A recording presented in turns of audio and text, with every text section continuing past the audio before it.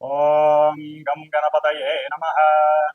ఓం సుముఖశ్చైకదంతశ్చ కపిలో గజకన్నికః లంబోదరశ్చ వికటో విఘ్నరాజో గణాధిపః धूमकेतुर्गणाध्यक्षो फालचन्द्रो गजाननः वक्रतुण्डः शूर्पकर्णो हेरम्बस्कन्दपूर्वजः षोडशैतानि नामानि यः पठेत् शृणुयादपि विद्यारम्भे विवाहे च प्रवेशे निर्गमे तथा संग्रामे सर्वकार्येषु विघ्नस्वस्ति न जायते।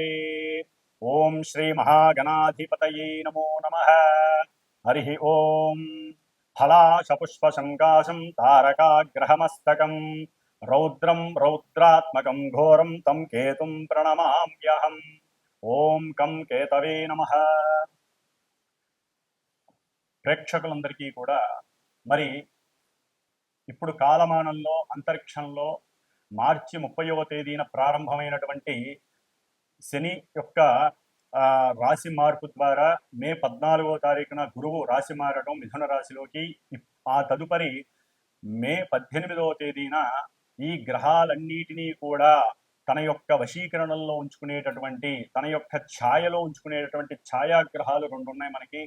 ఇవి గేమ్ ప్లేయర్స్. మొత్తం అంతరిక్షాన్ని అట్లాగే సూర్యుణ్ణి చంద్రుణ్ణి కూడా తమ యొక్క ఛాయలో కొన్ని క్షణాల పాటు ఉంచేసి మన యొక్క భూ వాతావరణంలో అంతరిక్షంలో ఎన్నో ఆటలు ఆడేటటువంటి గేమ్ ప్లేయర్స్గా ఈ రాహుకేతువుల్ని అభివర్ణిస్తూ ఉంటారు.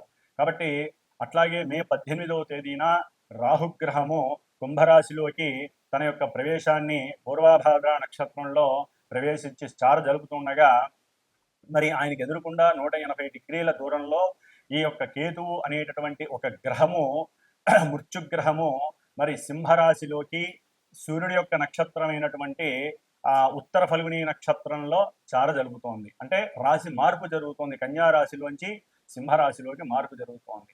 దీనివలన అసలు కేతువు ఎవరు?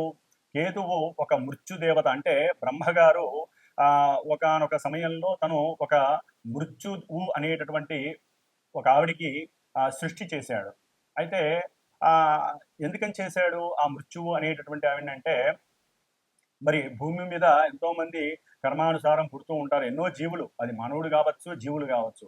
మరి పుడుతున్నప్పుడు ఈ జీవులు మళ్ళీ చనిపోతేనే కదా మళ్ళీ సృష్టి అనేది వీణవుతూ ఉంటుంది. ఉన్నవాళ్ళు అలాగే ఉంటే కష్టం కదా. అందుకని అది ఆలోచించి ఆవిడకి జననమిస్తే ఆవిడ ఏడుస్తోంది, ఇదేనా నేను అందరినీ కబలించడానికేనా నాకు జన్మనిచ్చింది అని బాధపడుతుంటే, అప్పుడు ఆవిడ బాధపడుతున్నప్పుడు ఆ కన్నీటిలోంచి ధారల్లోంచి కొంత పొగ వచ్చింది. ఆ పొగలోంచే కేతువు అనేటటువంటి ఒక ధూమ్ర గ్రహం, అంటే ఈ పొగని ధూమ్రము అంటారు. కాబట్టి కేతువు ధూమ్ర గ్రహంగా జన్మించాడు ఆ మృత్యువు అనేటటువంటి ఆ బ్రహ్మచేత సృష్టింపబడినటువంటి కన్యకు. కాబట్టి ఈయన మృత్యువు యొక్క కొడుకు కాబట్టి కేతుగ్రహము మృత్యుతుల్యమైనటువంటి ఎన్నో ఇబ్బందులు, ఎన్నో అగాధాలు, చిత్ర విచిత్రమైనటువంటి కార్యక్రమాలు చేస్తూ ఉంటాడు. మనసంతా కూడా, అంటే ఈ యొక్క అశ్విని నక్షత్రం, అట్లాగే మఖా నక్షత్రం, ముఖ్యంగా మూలా నక్షత్రం, ఈ 3 నక్షత్రాలకి ఆయనే అధిష్టాన గ్రహం కేతు. కాబట్టి మూలా నక్షత్రానికి ఎక్కువగా ఫోర్స్ఫుల్గా ఉంటుంది. ఒకందుకు జాతకంలో ఎవరి జన్మజాతకంలోనైనా సరే మూలా నక్షత్రంలో గనక పుట్టినట్లయితే, ఆ చంద్రుడు మూలా నక్షత్రంలో ఉన్నప్పుడు పుట్టినట్లయితే వారికి జ్ఞానానికి సంబంధించినటువంటి ఎఫెక్ట్ ఎక్కువగా ఉంటుంది. ఎందుకంటే మనకి జ్ఞానకారకు రాహువు, అట్లాగే మోక్షకారకు కేతువు అన్నారు. అంటే జ్ఞానాన్ని వృద్ధి చేసేటటువంటి వాడు రాహు అయితే, ఆ మోక్షాన్ని ప్రసాదించడానికి ఎక్కువ మనసుని ప్రేరేపించేవాడు ఎవరయ్యా అంటే కేతువు. అందుకనే మనకి వాస్తు ధర్మంలో కూడా ఈశాన్యంలో కేతువుకి గురుడితో పాటు కేతువుకి కూడా స్థానాన్ని ఇచ్చారు. అంటే కొంత భాగాన్ని పెంచమని చెబుతారు. 1 అంగుళమో 2 అంగుళాలో 10 అంగుళాలు, ఎక్కువ కాదు.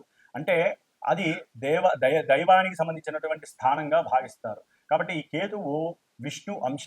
ఎందుకంటే మనకు ఉన్నటువంటి దశావతారాలు ఉన్నాయి. ఈ దశావతారాల్లో కేతువు ఆ మీనావతార అంశ, అంటే సాక్షాత్తు విష్ణుమూర్తి యొక్క అంశతో ఆవిర్భవించిన వాడని అర్థము.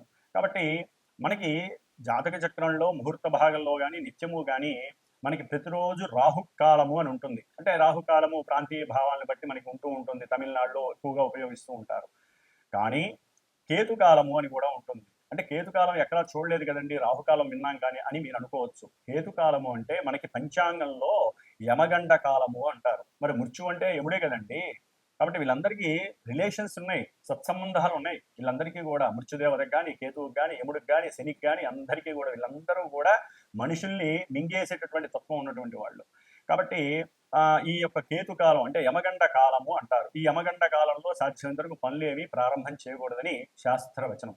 మరి ఈ కేతువు ఏ విధంగా ఉద్భవించాడు? మనం ఆల్రెడీ మనకి అందరికీ కూడా పురాణ గాథ తెలుసు. క్షీరసాగర మథనము, దాంట్లో రాక్షసుణ్ణి స్వామివారు విష్ణు చక్రంతో సుదర్శన చక్రంతో అతని యొక్క శరీరాన్ని 2 ముక్కలు చేస్తే శిరస్సేమో మనకి రాహుకి వెళ్ళిపోయింది. కింద ఈ శరీరం అంతా కూడా మొండెంతో ఉన్నదానికి నాగుపావును పెట్టేసి మరి విష్ణుమూర్తి ఆజ్ఞాపించాడు ఆ కేతువుని కూడా. వీళ్ళకు కూడా మన యొక్క సప్తగ్రహాలు అయితే నవగ్రహాల్లో ఒక్కొక్క స్థానం ఇచ్చారు. కానీ ఈ రాహుకి కేతువుకి ఒక స్థానం మీద కమాండింగ్ ఉండదు, వాళ్ళకంటూ ఏదీ లేదు. ఓకే, కొన్ని శాస్త్రాల్లో వృషభము ఉచ్చ అని, అట్లాగే రాహుకి ఉచ్చ క్షేత్రం అని, కేతువుకి మరి వృశ్చిక రాశి ఉచ్చక్షేత్రం అని అంటారు. అట్లాగే సింహము మీనము కూడా కేతువుకి పరిపరి మతాల విధంగా అంటే ఈ యొక్క శాస్త్రాలలో రకరకాలుగా సింహరాశి కేతువుకి స్వక్షేత్రం అని, అట్లా మీనరాశి స్వక్షేత్రం అని అంటారు. మరి ఈ యొక్క రాహుకేతువులు ఈ యొక్క భూమండలంలో ఎన్నో ఉన్నటువంటి మన ప్రకృతి అంతా కూడా వాళ్ళు ఆవరించవేసి సూర్యాస్తమయాన్ని సూర్యోదయాన్ని కమాండ్ చేస్తూ, అంటే కాలాల రూపంగా యమగండ కాలమని, మృత్యుకాలమని, వీళ్ళ మాంది గ్రహాలు, అట్లాగే గుళిక కాలాలు, ఇవన్నీ కూడా చాలా రకాలుగా ఉంటాయి. అయితే ఈ కేతువు అనేటటువంటి వాడు ఎక్కడైతే ఏ రాశిలో ఉంటాడో ఆ రాశి ప్రభావాన్ని ఇస్తాడు, రాహుమాలే. అట్లాగే ఏ నక్షత్రంలో ఉంటే ఆ నక్షత్రాధిపతి యొక్క రాశి ప్రభావాన్ని ఇస్తాడు, ఏ గ్రహాన్ని అయితే ఉంటే ఆ గ్రహాన్ని కూడా ఇస్తాడు. కానీ ఈయన జ్ఞానాన్ని ఎక్కువగా, అంటే మోక్షాన్ని, జ్ఞానం ఉంటేనే కదండి మోక్షం వచ్చేది, లేకపోతే మోక్షం డైరెక్ట్గా ఎవరికి రాదు, అంత ఈజీ కాదు. ఆ జ్ఞానాన్ని ఇవ్వడానికే రాహువు. కానీ కేతువు కూడా రాహు యొక్క కమాండ్లోనే ఉంటాడు. కానీ ఈ కేతువు ఏమి అంత మంచివాడు కాదండి, మోక్షాన్ని ఇస్తాడు అంతవరకే. కానీ ఆయన పాపగ్రహాలతో కలిస్తే పాపాన్ని ఇంకా రెట్టింపు చేసి మింగేసేటటువంటి తత్వం ఉన్నటువంటి వాడి కేతువు. కాబట్టి ఈ కేతువు యొక్క పరిజ్ఞాన రీత్యా చూస్తే ఎటువంటి కార్యమైన ఆటంకాలు, వ్యాపారస్తులు పూర్తిగా కింద వాళ్ళు పడిపోవడానికి, వ్యాపారంలో పూర్తిగా నాశనం అయిపోవడానికి కూడా ఈ కేతువు కారణం అవుతాడు ఒక్కోసారి. అంటే సరైనటువంటి సాధన లేకపోవడం వల్ల కానీ, వ్యాపారస్తుల్లో కానీ బద్ధకం పెరిగిపోవడం, అందరినీ నమ్మటము, లేకపోతే అవసరం లేని సమయాల్లో పెట్టుబడి పెట్టడము, ఇవన్నీ కేతువు ప్రోత్సహిస్తూ ఉంటాడు. ఆల్రెడీ మొన్నటిదాకా అంటే మే 18 వరకు కూడా ఈ కేతు అనేటటువంటి గ్రహము కన్యారాశిలో ఉండటం ద్వారా మానవుల్లో చాలా మందికి ఈ కేతు మహర్దశ కానీ, వారి జాతకరీత్యా కేతు మహర్దశ కానీ, అంతర్దశ కానీ ఇలా జరుగుతున్నప్పుడు, లేకపోతే అశ్విని మఖ మూల నక్షత్రాల్లో జాతకులకు కానివ్వండి, లేకపోతే కొన్ని రాశుల వారికి ఈయన ఉన్నటువంటి స్థానాలు గనక మృత్యు స్థానాలు లేకపోతే దుస్థానాలు అయినట్లయితే ఈయన ఈ యొక్క కన్యారాశికి సంబంధించిన కొన్ని అనారోగ్య స్థితులు కలుగజేసే ఉంటాయి. నర్వస్ మీద బాగా ప్రయోగం జరుగుతుంది. అట్లాగే లోపల జీర్ణకోశానికి సంబంధించిన, పేగులకి సంబంధించిన ఇంటెస్టివ్ డైజెషన్ సిస్టమ్ అంటే అజీర్ణ వ్యాధులు ప్రబలటానికి, ముఖ్యంగా వ్యాపారస్తులకి నష్టాలను కలుగజేయడానికి, వ్యాపార వృద్ధి జరుగుతుందనుకుంటే అది కాస్త క్షీణించడానికి ఈ కేతువు చాలా వరకు దోహదపడ్డాడు ఇప్పటి వరకు కూడా. అంటే వినాశకారిగా కొన్నిటి ఉన్నాడు. కొంతమందికి లాభాన్ని కూడా ఇచ్చాడు అనుకోండి, అది వారి యొక్క జాతకరీత్యా ఉన్నటువంటి పరిస్థితులను ఇచ్చారు. కాబట్టి పర్సనల్ జాతకంలో ఈ యొక్క రాహుకేతువులు ఆడే ఆట సామాన్యమైన ఆట కాదు. వీళ్ళు ప్లే బాయర్స్ అని కూడా అనొచ్చు. అంటే మొత్తం ప్లే చేసేస్తారు. వీళ్ళతో ఎవరు కలిసి ఉంటే వాళ్ళ యొక్క ఫలితాలు ఇచ్చేస్తాడు. వీళ్ళకంటూ స్వతహాగా నేను ఇదే ధర్మాన్ని అనుసరించాలి అని ఉండదండి. వారు ఏ రాశిలో ఉంటే, ఏ గ్రహం వీళ్ళని చూస్తే, వీళ్ళు ఏ నక్షత్రంలో ఉంటే అట్లా. ఇప్పుడు మరి ఉత్తరాఫల్గుని అంటే సూర్యుడి యొక్క నక్షత్రంలో మనకి జోడియాక్లో మేషం నుంచి 5వ స్థానం అయినటువంటి సూర్యుడి యొక్క రాశి ఏంటి? సింహరాశి. ఆ సింహరాశిలో కేతు వస్తున్నాడు అంటే అతనికి స్వక్షేత్రం. సాధ్యమైనంత వరకు అతను చెడు చెయ్యడు. కానీ కొన్ని రాశుల వారికి మాత్రం స్థానాల రీత్యా చెడు స్థానాలైతే ఘోరాతి ఘోరమైనటువంటి పరిస్థితుల్ని కేతువు కలుగు చేస్తాడు. మృత్యుతుల్యమైనటువంటి కారకత్వాన్ని ఇస్తాడు ఈయన. అందుకని ముఖ్యంగా హృద్రోగము, జఠర రోగము, జీర్ణాశయ లోపాలు, అట్లాగే లివర్కి సంబంధించిన ప్రాబ్లమ్స్, లేకపోతే శిరస్సుకి సంబంధించినవి, క్యాన్సర్స్, ఇంకా ఒక రకంగా చెప్పాలంటే అధికారులు వారు అనుకున్నటువంటి అనుకూలమైనటువంటి అధికారత్వాలు లేకపోవడం, లేకపోతే రాజకీయ నాయకుల్లో వారి వంశపారంపర్యంగా ఎంతో మందికి అనుకూలతలు కలగజేయటం సాధ్యమైనంత వరకు. ఎందుకంటే కుజవత్ కేతువు శనివత్ రాహువు అన్నారు. అంటే కుజవత్ కేతువు అంటే కుజుడిచ్చే ఫలితాలన్నీ కేతు ఇస్తాడు. కుజుడు ఏ విధమైనటువంటి దుర్మార్గపు పనులు చర్యలు ఇస్తాడో, ఎందుకంటే యుద్ధాలు కావచ్చు, శస్త్రచికిత్సలు కావచ్చు, ముఖ్యంగా కేతుగ్రహ ప్రభావం ఉన్నటువంటి వాళ్ళకి శస్త్రచికిత్సలు ఎక్కువగా జరిగే అవకాశాలు ఉంటాయి. అది ఏ భాగం అనేటటువంటిది శరీర జాతక నుంచి తెలుస్తూ ఉంటుంది. కాబట్టి మరి కుజుడిచ్చేటటువంటి భయాందోళన కానీ, ప్రమాదాలు కానీ, మృత్యుతుల్యమైన ఏ విషయాలైనా సరే ఈ యొక్క ముఖ్యంగా ల్యాండ్ లిటిగేషన్స్ కానివ్వండి, లేకపోతే అన్నదమ్ముల మధ్య గొడవలు కానివ్వండి, పోట్లాటలు, ఒక చోట సరైనటువంటి స్థిమితం లేకపోవటం, మానసిక చిత్ర విచిత్రమైనటువంటి కళాఖండాలు ఉంటాయి వీళ్ళల్లో. అట్లాగే జూలై 20 తర్వాత ఈయన మళ్ళీ పూర్వఫల్గుని నక్షత్రంలోకి వస్తున్నాడు, శుక్ర నక్షత్రం. ఇప్పుడు సూర్యుడిచ్చే ఫలితాలు ఇస్తే అప్పుడు శుక్రుడిచ్చే ఫలితాలు. చిత్రకళారంగంలో వాళ్ళకి కొంతమందికి అనుకూలతలు ఉంటాయి, కొంతమందికి దిగజారితనాలు ఉంటాయి. చాలా చాలా గోల్మాల్ సిస్టమ్స్ అనేవి కేతు ఇస్తాడు. చిత్రకళా పరిశ్రమ,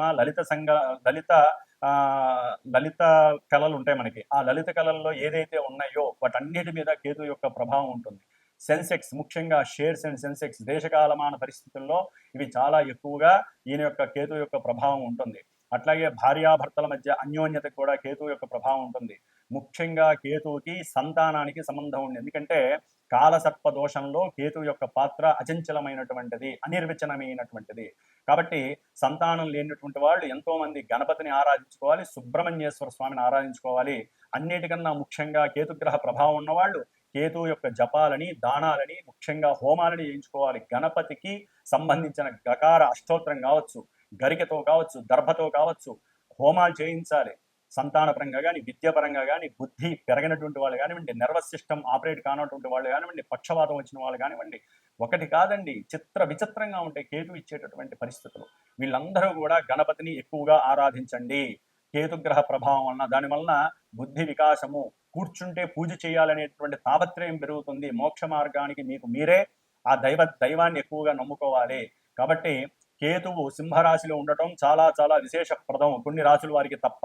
కాబట్టి ఈ ద్వాదశ రాశుల్లో ఏ ఏ రాశుల వారికి కేతుగ్రహ ప్రభావం శుభంగా ఉంటుంది, కొంతమందికి ఇబ్బందిగా ఉంటుందో తెలుసుకుంటూ, మరి కేతువుకి సంబంధించినటువంటి మోక్షానికి కానివ్వండి, పూజలకు కానివ్వండి, ఏ ఏ పూజలు చేయాలి, ఏ ఏ ఆరాధనలు చేయాలో మరి మనం ఇప్పుడు తెలుసుకుందాం. ముఖ్యంగా ఓం కం కేతవే నమో నమః.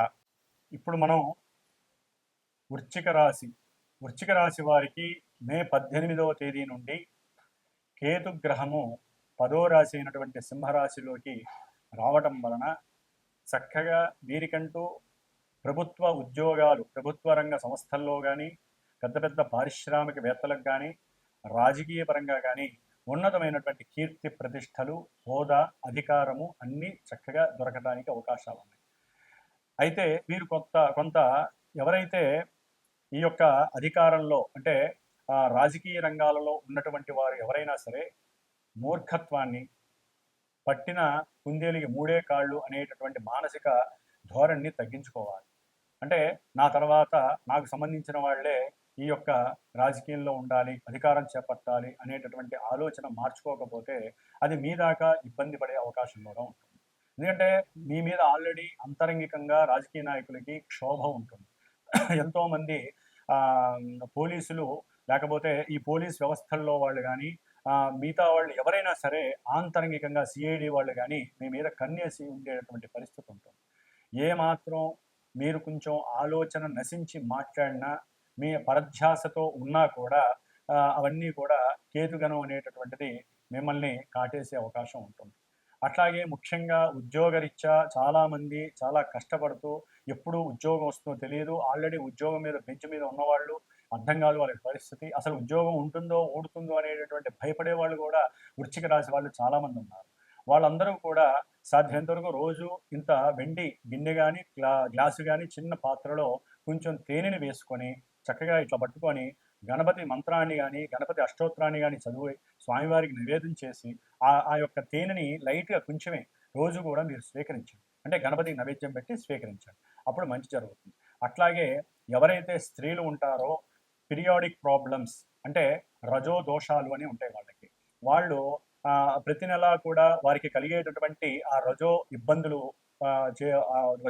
కలిగినటువంటి స్త్రీలు మాలిన్యం కలిగినటువంటి వస్త్రాలని ఎక్కడ పడితే అక్కడ పారవేయడం మాత్రం చేయకండి. ఎందుకంటే కేతువు ఏదైనా వృక్షాలు లేకపోతే పనికిరానిటువంటి కొన్ని ప్రదేశాల్లో పడవేయటం ద్వారా ఆ మాలిన్య వస్తువులు దానికి కొన్ని భూత ప్రేత పిశాచాలు, వాయువులో ఎన్నో కొన్ని నెగెటివ్ శక్తులు వాటిని అశుభ్రపరిచేసరికి ఆ దోషము మీకు వర్తించి వంధ్యా దోషాలు ఏర్పడడానికి అవకాశాలు ఉంటాయి. అంటే సంతానం కలగకపోవటం, లేకపోతే రకరకాలైనటువంటి మానసిక ఇబ్బందులు, పీరియాడిక్ ప్రాబ్లమ్స్.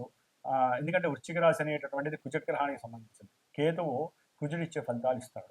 కాబట్టి కొంచెం సంతానపరంగా దానివల్ల పీరియాడిక్ ప్రాబ్లమ్స్ వస్తే స్త్రీలకి దానివలన వాళ్ళకి సంతాన విషయంలో ఇబ్బందులు కలగడానికి కూడా అవకాశాలు ఉంటాయి. కొంచెం జాగ్రత్త వహించండి. ఏ విషయమైనా సరే గణపతిని ఆరాధించండి. మీరు ఏదైనా ప్రారంభం చేయడానికి ఉద్యోగం కావచ్చు, ముఖ్యంగా వ్యాపారస్తులు ఎవరైనా సరే పెట్టుబడులు పెట్టేటప్పుడు కొంచెం ఆలోచించి పెట్టండి. ఏది పడితే అది పెట్టేద్దామని మాత్రం పెట్టకండి. గణపతి యొక్క హోమాల్ని కానీ, గణపతి చతురావృత్తి తర్పణాలను కానీ, లేకపోతే గణపతికి సంబంధించిన సహస్రనామార్చనలు కానీ, ఈ విధంగా ఎన్నో శాంతి పరిహారాలు చేసుకుంటూ, కేతుగ్రహ జపదానాదులు చేసుకోవడం ద్వారా మీకు ఉన్నతమైనటువంటి వ్యాపార అభివృద్ధి కలగడానికి అవకాశం ఉంటుంది. ఓం గం గణపతయే నమః.